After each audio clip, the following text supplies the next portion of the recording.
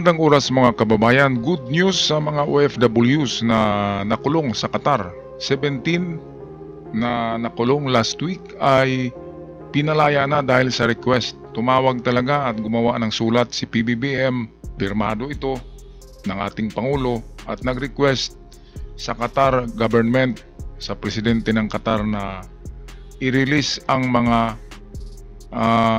tarantula na yan, mga DDS na yan na didilis ang utak, i-release kasi mga Pilipino yan.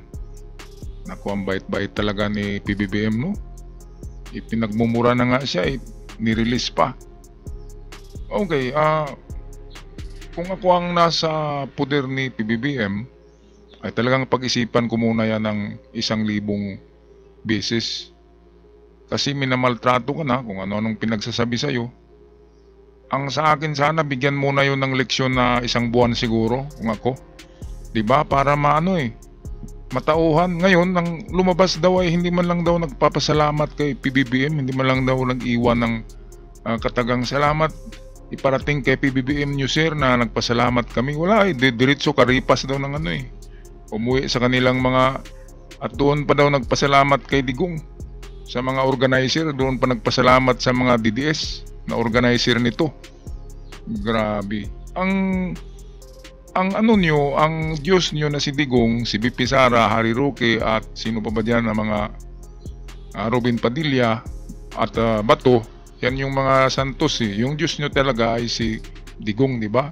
At si BP Sara ang inyong Virgin Mary, Bali, di ba? At sina Bato, Bongo, Robin Padilla ay mga santos. Yun, pero ni isa sa kanila ay walang tumulong sa inyo. Tapos doon pa kayo nagpasalamat kay Digong. Doon pa kayo nag-chat kaagad, nag-message na, Tatay Digong, salamat nakalabas kami. Anong nakalabas? Kaya nga kayo nakulong dahil kay Digong. Tapos ganyan pa rin ang utak nyo, didilis. Utak dilis kung mayroon pang mas bugo sa dilis na isda, anong isda ba yun? Yung mas maliit pa sa dilis. Di ba mga kababayan? Grabe ang bait-bait ni PBBM. Kudos kay PBBM. Ginawa nila ang tama kahit sa kalaban pa ito ng kanyang partido o mga anti-government ay pinalaya pa rin Talagang mabait. Diyan natin makikita ang taong may puso. Kung si Digong ang binaliktad natin to, si Digong ang presidente. Andin ang mga loyalista ang nakulong sa Qatar, di ba? Ano kaya ang gagawin ni Digong, no? Sigurado ako babayaan niya o kaya bigyan niya ng leksyon. 1 buwan muna, 3 buwan muna na magtiis doon sa kulungan para mabigyan ng leksyon. Pero hindi ganoon si PBBM. Pakita natin na mabuting tao talaga. Okay, patuloy tayo dito sa balita.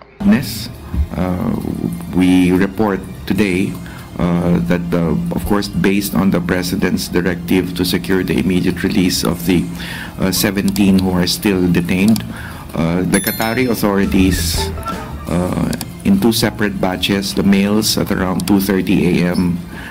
Qatari time and the females around 4 a.m. Qatari time were provisionally released pending investigation.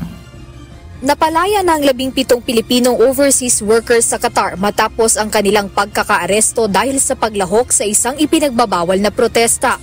Gayunman, ito ay provisional release pa lamang. Okay, so ano nga ba itong provisional release? Parang katulad sa interim release ng ICC. Provisional, ibig sabihin under investigation pa sila. Kapag mayroong nakita ang mga Qatar authority na talagang mali na ginawa nila at against the Qatar government na mga pag-wiwilga dyan, pagrarally, pwedeng hulihin sila muli at ikulong muli. At hindi na lang ikulong kapag na-proven na may kasalanan talaga, ay dyan na yung totoong sentensya sa kanila na 3 years or magbayad ng multa para mapababa ang kanilang sentensya. Yan yung batas daw sa Qatar. Ngayon, ano ba itong provisional release? Makauwi ba ito sa Pilipinas? Ang sagot, hindi. Hindi makauwi. Hanggang Qatar lang sila. At hindi rin makalabas ng Qatar. Qatar lang talaga kasi under provision. Parang kabalyero preso kabalyero. Yung preso kabalyero, yun naman yung term dito sa ating kulungan sa Pilipinas na pinapalabas, inutusan, bibili ng pandesal yung preso, inutusan, lalabas ng kulungan para kukuha ng kung ano na inutos ng warden at pwedeng makadalaw sa mga pamilya niya. Yan ang preso kabalyero. Parang ganun din itong provisional release na release na nga sila at hindi na nakulong, okay na rin, di ba? Siguro pwede nang bumalik sa trabaho pero hindi makauwi ng Pilipinas. Ayan.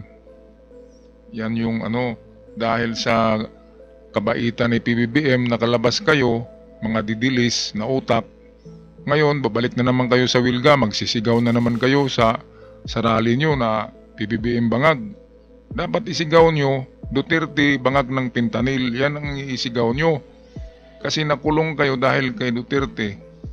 Pero pinalabas kayo ng inyong kalaban na presidente natin.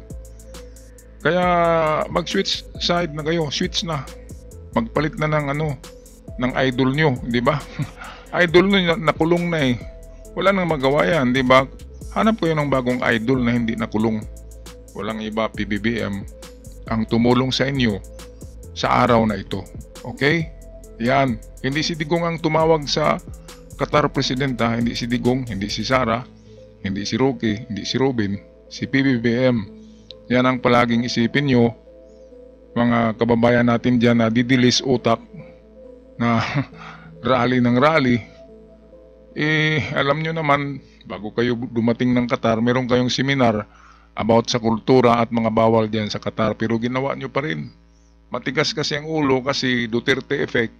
Yan yung DDS effect ng doktrina ni Duterte na puro gulo, puro away, puro gulo. Okay, balik tayo sa balita. Patuloy silang iimbestigahan ng Qatari government. So this means they have their liberty. Pending investigation, they're able to all go home to their respective homes in Qatar, in Doha, and able to spend time for themselves and their loved ones. They could not travel outside of Qatar while the investigations are going on. But mahalaga dito, provisional liberty is still liberty. That's very important to the president, and that was the first and foremost, alongside the welfare aspect, is to secure their immediate release.